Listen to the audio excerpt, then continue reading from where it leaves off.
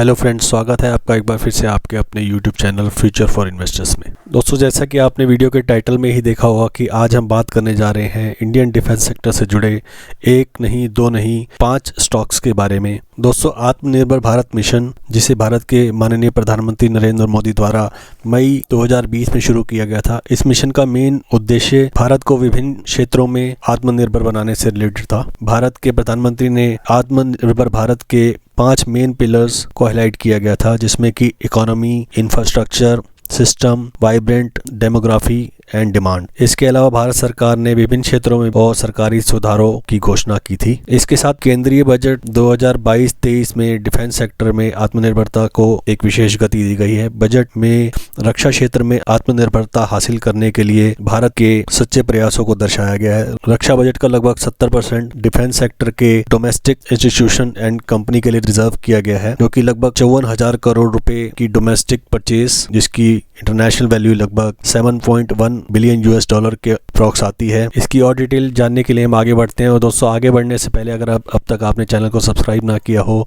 तो please channel को subscribe करें, साथ ही साथ बेल आइकन को भी दबाएं ताकि आने वाले नए वीडियो की नोटिफिकेशन आप तक जल्दी से जल्दी पहुंचती रहे। आत्मनिर्भर भारत मिशन के अंतर्गत गवर्नमेंट ने डिफेंस, एरोस्पेस और डिफेंस टेक्नोलॉजी पे विशेष ध्यान दिया है। क्यों इंडियन गवर्नमेंट डिफेंस सेक्टर को इतना हाईलाइट कर रही है, उसको समझने के लिए हम एक छोटी सी टेबल को देखते हैं। इस टेबल के अकॉर्डिंग आप देखेंगे तो इंडियन आर्मी के एक्टिव मिलिट्री पर्सनल के अकॉर्डिंग इंडियन आर्मी विश्व में नंबर 2 पोजीशन पर आती है। और इंडियन आर्मी का आत्मनिर्भर भारत मिशन से पहले इंडियन आर्मी के लिए प्रोक्योरमेंट लगभग 16% डोमेस्टिक हुआ करती थी और बाकी रेस्ट 84% इंपोर्ट किया जाता था। भारत दुनिया का सबसे बड़े हथियारों के इंपोर्टर्स में से एक है, जो कि वर्ल्ड लेवल पे कुल आर्म्स की सेल का लगभग 11% है। इसी को देखते हुए इंडियन गवर्नमेंट ने इस सेक्टर पर विशेष ध्यान देते हुए इंडियन कंपनीज को बढ़ावा देने का निर्णय लिया गया है। तो दोस्तों, इस सेगमेंट में हमारी पहली कंपनी का नाम है भारत इलेक्ट्रॉनिक्स लिमिटेड। दोस्तों, डिफेंस सेक्टर में इस कंपनी को लिए जाने का एक बहुत बड़ा रीजन है कि ये कंपनी इस्टेब्लिश हुई 1954 में with the association of CSF and France, जो कि स्पेशलाइज्ड इलेक्ट्रिक इक्विपमेंट की रिक्वायरमेंट को पूरा करने के लिए, जो कि रिक्वायरमेंट थी इंडियन डिफेंस सर्विसेज के लिए। और BEL अपनी टर्नओवर का लगभग 7% R&D डिपार्टमेंट में खर्च करता है, जो कि किसी भी PSU डिफेंस सेक्टर की कंपनी में सबसे ज्यादा है। BEL के पास लगभग फाइनेंशियल ईयर 2022 के लिए 57,000 करोड़ रुपए की ऑर्डर बुक स्टैंड करती है, जिसमें से लगभग 270 मिलियन एक्सपोर्ट ऑर्डर्स हैं। साथ ही हम देखते हैं इस कंपनी का 78% टर्नओवर इनके इंडिजीनियस प्रोडक्ट से आता है, जो कि हम कहें कि स्वदेशी उत्पादों से आता है। इस कंपनी का लगभग 90% टर्नओवर इंडियन डिफेंस सेक्टर से आता है। BEL ने अभी रिसेंट ही एक कॉन्ट्रैक्ट साइन किया है, जो कि लगभग 250 करोड़ रुपए का मिनिस्ट्री ऑफ डिफेंस के साथ for supply of integrated anti submarine warfare system के लिए। हाल ही में BEL और हिंदुस्तान एरोनॉटिक्स ने एक कॉन्ट्रैक्ट साइन किया है को डेवलपमेंट और को प्रोडक्शन के लिए for long range dual band indigenous infrared search and track system के लिए। दोस्तों, बात करें इस कंपनी के प्राइस ओवरव्यू के बारे में, तो कंपनी ने 1 महीने में लगभग 1.5% का पॉजिटिव रिटर्न दिया है, 6 महीने में लगभग 40% और 1 साल में लगभग 60% का पॉजिटिव रिटर्न दिया है। इस कंपनी ने 5 साल में 74% का पॉजिटिव रिटर्न और अपने मैक्स में लगभग 48,500% का रिटर्न दिया है, जो कि मल्टीबैगर रिटर्न माना जाता है। बात करें कंपनी की बेसिक फंडामेंटल डिटेल्स के बारे में, तो इस कंपनी का मार्केट कैप लगभग 78,000 करोड़ रुपीस का है, जो कि एक लार्ज कैप कंपनी का मार्केट कैप है। कंपनी अपने 115 रुपए का हाई लगाकर अभी 107 रुपए पर ट्रेड हो रही है। कंपनी के स्टॉक का PE लगभग 28% का है, जबकि इंडस्ट्री का PE लगभग 39% का आ रहा है। कंपनी के ऊपर डेट 0 है, कंपनी प्योरली डेट फ्री है। दोस्तों, एक नज़र डालें इनके एनुअल फाइनेंशियल स्टेटमेंट के ऊपर, तो ये कंपनी मार्च 2011 में लगभग 5,700 करोड़ रुपए की सेल किया करती थी, जो कि आज बढ़कर मार्च 2022 में 15,000 करोड़ रुपए की सेल हो चुकी है। और ट्रेलिंग 12 मंथ में ये डाटा लगभग 17,000 करोड़ रुपए तक पहुंच चुका है। कंपनी का ऑपरेटिंग प्रॉफिट, जो कि पहले 1,016 करोड़ रुपए हुआ करता था, वो आज मार्च 2022 में बढ़कर 3,344 करोड़ रुपए हो चुका है। साथ ही हम देखें कंपनी ने एक हेल्दी ऑपरेटिंग प्रॉफिट मार्जिन को मेंटेन करके रखा हुआ है। मार्च 2011 में ये ऑपरेटिंग प्रॉफिट मार्जिन लगभग 18% का था, जो कि अब बढ़कर लगभग 22% तक पहुंच चुका है। बात करें कंपनी के नेट प्रॉफिट के बारे में, तो कंपनी पहले मार्च 2011 में 878 करोड़ रुपए का नेट प्रॉफिट किया करती थी, जो कि अब बढ़कर 2400 करोड़ रुपए तक पहुंच चुका है। अगर एक नज़र इनके कंपाउंडेड ग्रोथ के बारे में देखें तो कंपनी के स्टॉक का प्राइस पिछले 10 सालों में लगभग 24% की CAGR से बढ़ा है।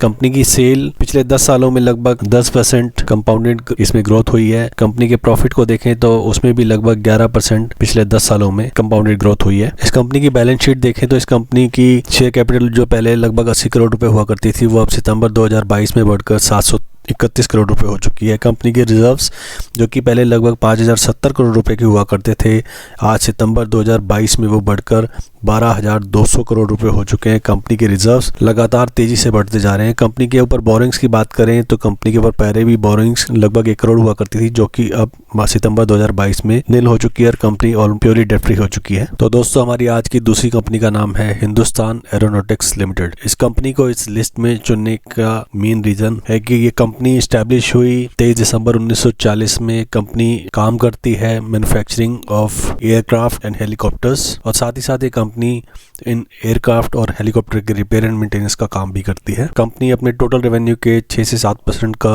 अमाउंट अपनी R&D एक्टिविटीज पे स्पेंड करती है। दोस्तों, अगस्त 2022 तक इस कंपनी की ऑर्डर बुक लगभग 85,000 करोड़ रुपए की थी, जिसमें से कि 45,000 करोड़ रुपए का इनका प्रोडक्ट फाइनलाइजेशन के एडवांस स्टेज पे था। इस कंपनी का लगभग 90% का रेवेन्यू इनकी डोमेस्टिक सेल से आता है, जो कि डिफेंस सेक्टर में करी जाती है। एक नज़र डालें कंपनी के फंडामेंटल्स के ऊपर तो कंपनी की मार्केट कैप लगभग 91,300 करोड़ रुपए की है, जो कि एक लार्ज कैप कैटेगरी में आती है।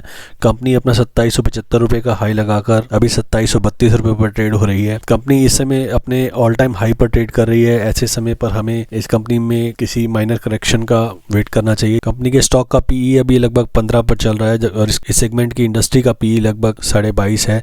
इस कंपनी के ऊपर डेट लगभग 2 करोड़ रुपए की है, जो इस कंपनी के साइज के अकॉर्डिंग बिल्कुल नेग्लिजिबल है, और कंपनी के पास लगभग 16,700 करोड़ रुपए का कैश एंड कैश इक्विवेलेंट भी है। देखें इस कंपनी के annual profit and loss statement को तो कंपनी मार्च 2012 में लगभग 14,000 करोड़ रुपए की सेल किया करती थी, जो कि अब मार्च 2022 में बढ़कर 24,620 करोड़ रुपए हो चुकी है। बात करें कंपनी के ऑपरेटिंग प्रॉफिट के बारे में तो कंपनी पहले 1546 करोड़ रुपए का ऑपरेटिंग प्रॉफिट किया करती थी, जो कि अब बढ़कर 5420 करोड़ रुपए हो चुका है। कंपनी का ऑपरेटिंग प्रॉफिट मार्जिन एक बहुत अच्छे तरीके से ग्रो हुआ है, जो कि मार्च 2012 में लगभग 11% का हुआ करता था, और ये बढ़कर अब मार्च 2022 में लगभग 22% का हो चुका है। साथ ही बात करें कंपनी के नेट प्रॉफिट के बारे में तो कंपनी का नेट प्रॉफिट पहले 2539 करोड़ रुपए हुआ करता था, जो कि अब मार्च 2022 में बढ़कर 5,086 करोड़ रुपए तक पहुंच चुका है। देखें कंपनी के कंपाउंडेड ग्रोथ रेशियोज तो कंपनी ने पिछले 1 साल में 112% की ग्रोथ दिखाई है, और कंपनी ने 3 साल में लगभग 52% की ग्रोथ दिखाई है। इस कंपनी का 5 साल और 10 साल का डाटा अवेलेबल नहीं है, क्योंकि कंपनी रिसेंटली लिस्ट हुई थी। कंपनी की सेल पिछले 10 सालों में लगभग 6% से ग्रो हुई है, और कंपनी की प्रॉफिट ग्रोथ पिछले 10 सालों में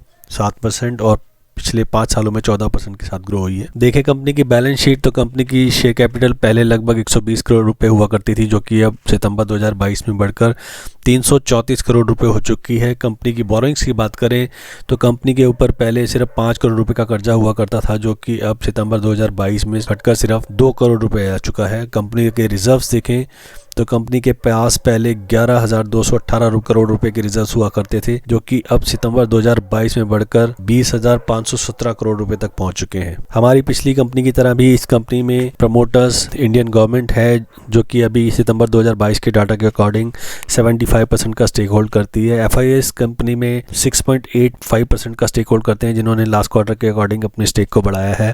DIs इस कंपनी के अंदर 13.5% का स्टेक होल्ड करते हैं, जिन्होंने अपना लास्ट क्वार्टर के अकॉर्डिंग मार्जिनली अपना स्टेक घटाया है। पब्लिक इस स्टॉक के अंदर लगभग 4.43% का स्टेक होल्ड करती है।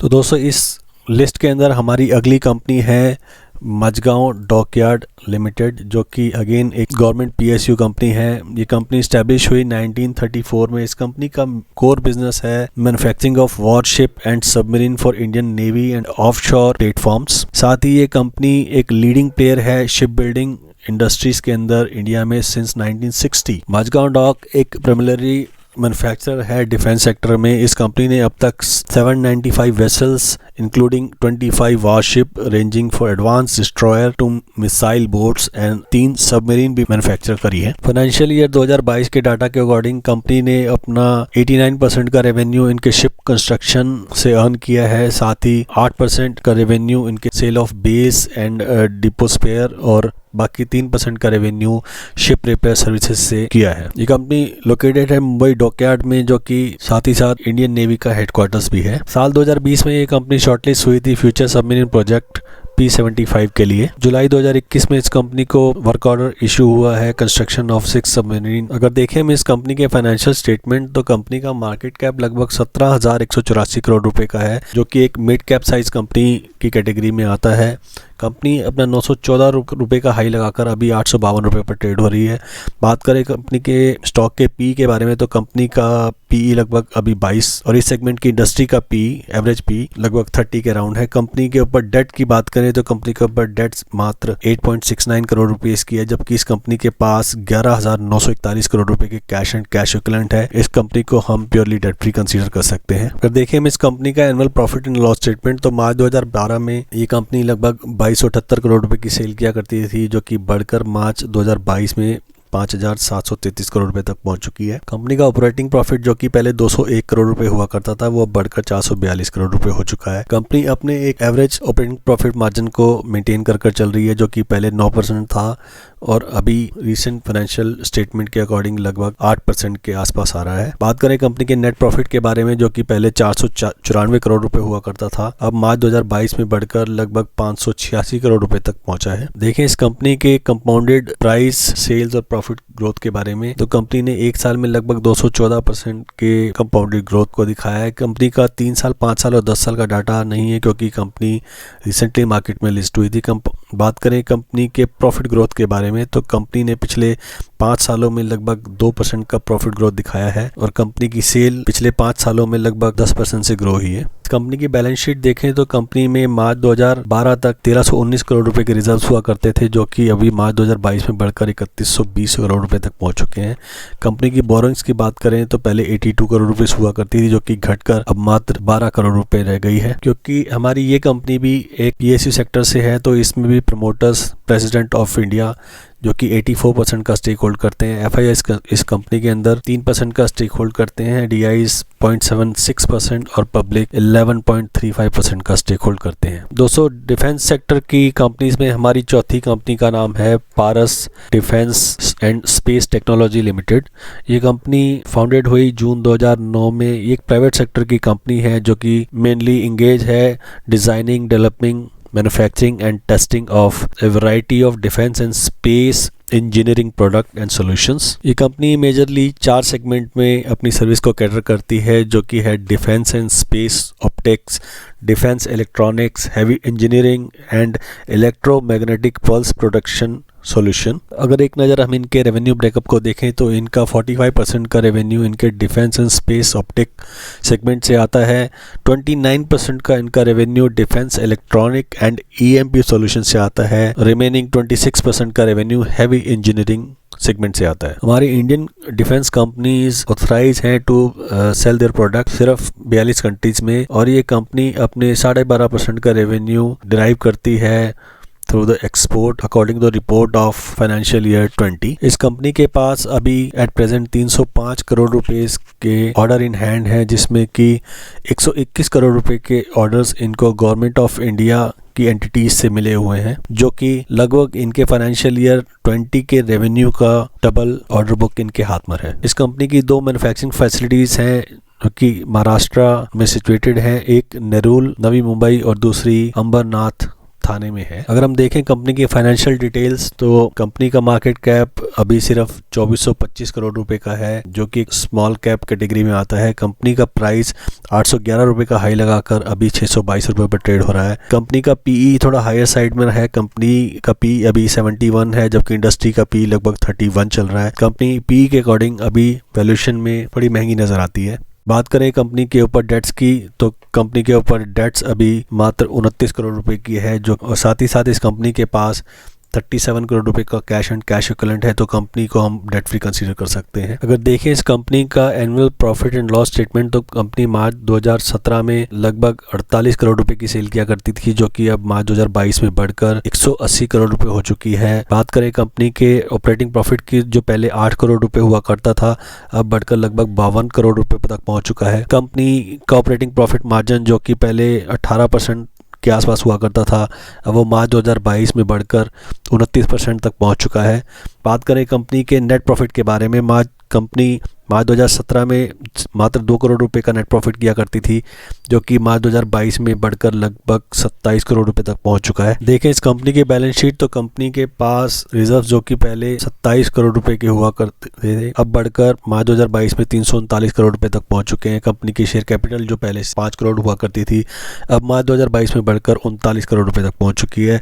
बात करें कंपनी के ऊपर बोरोइंग्स की, जो कि मार्च 2017 में पहले 30 करोड़ रुपए हुआ करती थी, वो आज सितंबर 2022 में लगभग 29 करोड़ रुपए की है। और बात करें इसके शेयर होल्डिंग पैटर्न के बारे में, तो कंपनी में प्रमोटर्स लगभग 58.94% का स्टेक होल्ड करते हैं। एफआईआई इस कंपनी के अंदर लगभग 1% और डीआईज इस कंपनी के अंदर लगभग 2.3% का स्टेक होल्ड करते हैं। पब्लिक इस कंपनी में 38% के अराउंड स्टेक होल्ड करती है। दोस्तों, डिफेंस सेक्टर की जुड़ी कंपनियों में हमारी लिस्ट की आखिरी कंपनी है MTAR technology limited. MTAR technology limited establish हुई 1970 में, और ये कंपनी मैन्युफैक्चरिंग बिजनेस करती है different type of machine equipment, assemblies, sub assemblies and spare part of energy, nuclear, space, aerospace, defence and other engineering industry के लिए। इस कंपनी की डिफेंस सेक्टर से जुड़े होने की अंदाजा हम इसके रेवेन्यू ब्रेकअप से लगा सकते हैं कि इस कंपनी का 14% का रेवेन्यू इनके न्यूक्लियर सेगमेंट से आता है, 17% का रेवेन्यू इनके डिफेंस एंड स्पेस सेगमेंट से आता है, 63% का इनका रेवेन्यू क्लीन एनर्जी और रिमेनिंग 6% का रेवेन्यू प्रोडक्ट एंड अदर्स से आता है। साल 2022 के डाटा के अकॉर्डिंग इस कंपनी ने लगभग 39% की डोमेस्टिक सेल और 61% की एक्सपोर्ट सेल से अपना रेवेन्यू हासिल किया था। एज ऑफ 30 सितंबर 2022 इस कंपनी के पास लगभग 1288 करोड़ रुपए का ऑर्डर बुक इन हैंड है। बात करें इस कंपनी की बड़ी अचीवमेंट या इन्वॉल्वमेंट जो कि इनकी डिफेंस सेक्टर से जुड़ी हुई है, इस कंपनी ने इंजन सप्लाई किया था PSLV C25, साथ ही साथ इस कंपनी ने इंजन मैन्युफैक्चरिंग और सप्लाई किया था जो कि GSLV Mark 3 चंद्रयान मिशन 2 का हिस्सा था। इस कंपनी के साथ मैन्युफैक्चरिंग प्लांट यूनिट इंक्लूडिंग एक एक्सपोर्ट ओरिएंटेड यूनिट जो कि नज़दीकी एरिया में। अगर हम देखें इस कंपनी के फाइनेंशियल, तो कंपनी का मार्केट कैप लगभग 4878 करोड़ रुपए का है, जो कि एक small cap market cap company के कैटेगरी में आता है। कंपनी 2563 रुपए का हाई लगाकर अभी 1586 रुपए पर ट्रेड हो रही है। कंपनी के स्टॉक का पी के बारे में बात करें तो अभी वो 65 है, जबकि इंडस्ट्री का पी 31 आ रहा है। कंपनी के ऊपर डेट लगभग 134 करोड़ रुपए की है और कंपनी के पास कैश एंड कैश इक्विवेलेंट लगभग 40 करोड़ रुपए के हैं। अगर देखें हम इस कंपनी का प्रॉफिट एंड लॉस स्टेटमेंट, तो कंपनी मार्च 2011 में लगभग 54 करोड़ रुपए की सेल किया करती थी, जो कि अब मार्च 2022 में बढ़कर 322 करोड़ रुपए तक पहुंच चुकी है। कंपनी का नेट प्रॉफिट जो कि पहले नेगेटिव हुआ करता था, अब वो बढ़कर 61 करोड़ रुपीस तक पहुंच चुका है। अगर देखें इस कंपनी की बैलेंस शीट, इस कंपनी में रिजर्व्स पहले 204 करोड़ रुपए के हुआ करते थे, जो कि अब मार्च 2022 में बढ़कर 489 करोड़ रुपीस के हो चुके हैं। कंपनी के ऊपर बोरिंग्स की बात करें तो पहले 29 करोड़ रुपए की बोरिंग्स हुआ करती थी, जो कि अब बढ़कर 96 करोड़ हो चुकी है, जिसमें कि लॉन्ग टर्म बोरिंग सिर्फ 26 करोड़ रुपए और शॉर्ट टर्म बोरिंग 70 करोड़ रुपए के आसपास है। इस कंपनी के शेयर होल्डिंग पैटर्न के अकॉर्डिंग प्रमोटर्स इस कंपनी के अंदर 47.18% का स्टेक होल्ड करते हैं। एफआईआई ने इस कंपनी में अपने स्टेक को मार्जिनली बढ़ाया है, जो कि 3.18% सितंबर 2022 के डाटा के अकॉर्डिंग है। डीआईएस का स्टेक भी मार्जिनली बढ़ा है, जो कि अभी एट प्रेजेंट क्वार्टर में 27.74% आ रहा है। पब्लिक का स्टेक इस शेयर के अंदर लगभग 21.9% का है। तो दोस्तों, ये थी हमारी डिफेंस, एरोस्पेस और डिफेंस टेक्नोलॉजी से जुड़ी 5 कंपनियां जो कि हमारे आने वाले समय में हमारे डिफेंस सेक्टर को काफ़ी मजबूती दे रही हैं। साथ ही साथ ये आत्मनिर्भर भारत मिशन के अंतर्गत अपने स्वदेशी प्रोडक्ट्स के थ्रू इंपोर्ट कॉस्ट को बचा रही हैं और हमारी इंडियन इंडस्ट्रीज को एक नए ऊंचाइयों तक पहुंचाने की कोशिश कर रही हैं। हिंदुस्तान में बीते और आने वाले समय के अकॉर्डिंग आर्म्स रिक्वायरमेंट को देखते हुए इस कंपनी की ग्रोथ पोटेंशियल काफ़ी अच्छी नज़र आती है। इन कंपनीज में आने वाले समय में एक अच्छे सेल ग्रोथ होने की उम्मीद है। तो ये थी हमारी आज की कुछ कंपनीज। आपको हमारे द्वारा किया गया एनालिसिस कैसा लगा, आप अपनी राय कमेंट्स के जरिए हम तक पहुंचा सकते हैं। दोस्तों, ये वीडियो किसी शेयर को खरीदने या बेचने की राय नहीं है। कृपया इन्वेस्ट करने से पहले अपने फाइनेंशियल एडवाइजर से ज़रूर सलाह ले लें। तो जल्द ही मिलते हैं एक नई वीडियो में किसी नई कंपनीज के साथ। तब तक के लिए नमस्कार, जय हिंद, जय भारत।